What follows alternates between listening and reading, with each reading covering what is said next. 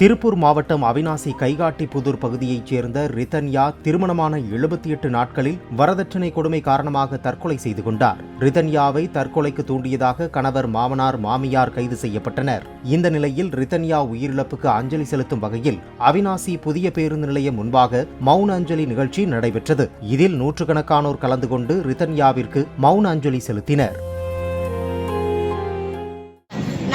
என் பொண்ணுக்கு வந்து பிரசவம் ஒரு வாரம் தான் இருக்குது டைமு. இருந்தாலும் இந்த ரிதன்யாக்கோசரம் வந்தேன். என்ன காரணம்னா, இங்க இருக்கிற அத்தனை பேருமே பெண் குழந்தை பெற்றிருக்கிறாங்க. யாருமே வந்து பிள்ளை இல்லாமல் ஸ்டாலின் அவர்களுக்கே பெண் குழந்தை, கனிமொழி ஒரு பெண் தான், ஜெயலலிதா ஒரு நாட்டைவே ஆண்டுட்டு இருந்தது. இந்திரா காந்தி அம்மையார் ஒரு நாட்டைவே ஆண்டுட்டு இருந்தாங்க. வந்து ஒரு பெண் குழந்தைக்கு இப்படி நடக்குது? குழந்தை சேர்த்து 10 நாள் ஆகுதுல்ல, இன்னும் நடவடிக்கை எடுக்காம இருக்கிறாங்க? இதோட ஸ்டாப் பண்ணணும். இது வந்து அடுத்த குழந்தைக்கு இந்த பிரச்சனை வரக்கூடாது. இங்க இருக்க சுத்தி இருக்கிற அத்தனை காவல்துறை அதிகாரி அத்தனை பேருக்குமே நான் சொல்றேன், எல்லாத்துக்குமே பிள்ளை இருக்குது, பெண் குழந்தை இருக்குது, எல்லாத்துக்குமே இருக்குது. எல்லாமே சிந்திக்கா. இந்த பிரச்சனை வந்து இதோட ஸ்டாப் பண்ணணும். இனி இது வந்து வரக்கூடாது அப்படின்னு முதலமைச்சர் அவர்களை இங்க இருக்கிற அத்தனை பேருடைய சார்பில் அவரை நான் வந்து ரொம்ப தாழ்மையா கேட்டுக்கிறேன். உங்க கவனத்துக்கு இதுக்கு வந்ததோ வரலையோ அது தெரியல. நீங்க பாருங்க, செல் எடுத்து பாருங்க, மக்கள் பிரச்சனை பாருங்க.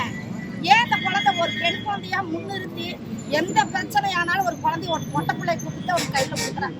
அப்படி ஒரு புனிதமா இருக்கிற நம்ம தமிழ்நாட்டுல வந்து பெண் குழந்தை சேர்த்து 10 நாள் ஆகுது.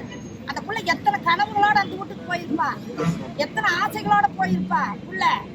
அந்த புள்ள சாகர மாதிரி இருக்கிற முகம் அது, எப்பேற்பட்ட முகம் அது. அந்த தாய் தாப்பனுக்கு என்ன வழி இருக்கு? நான் இருக்கிறேன்னு யாரு வேணாலும் அந்த தாய் தாப்பனுக்கு தகுதி சொல்லலாம். ஆனா அது இழந்துட்டு நிக்கிறவங்களுக்கு அதனுடைய வழி என்ன, வேதனை என்னன்னு தெரியும். அதனால இன்னைக்கு வந்து மௌன அஞ்சலி செலுத்திட்டு டாடா பாய் பாய்ன்னு சொல்லிட்டு போவே கூடாது. நாளைக்கு என்ன அவருக்கு என்ன தீர்ப்பு? நேத்து கூட அவர் வந்திருந்தாரு. யாருக்கு? அவரு தேவார் பொன்மாணிக்கு பேர் வந்தாரு. இன்னும் நிறைய வானதி சீனிவாசன் அவர்கள் நிச்சயமா வரணும்.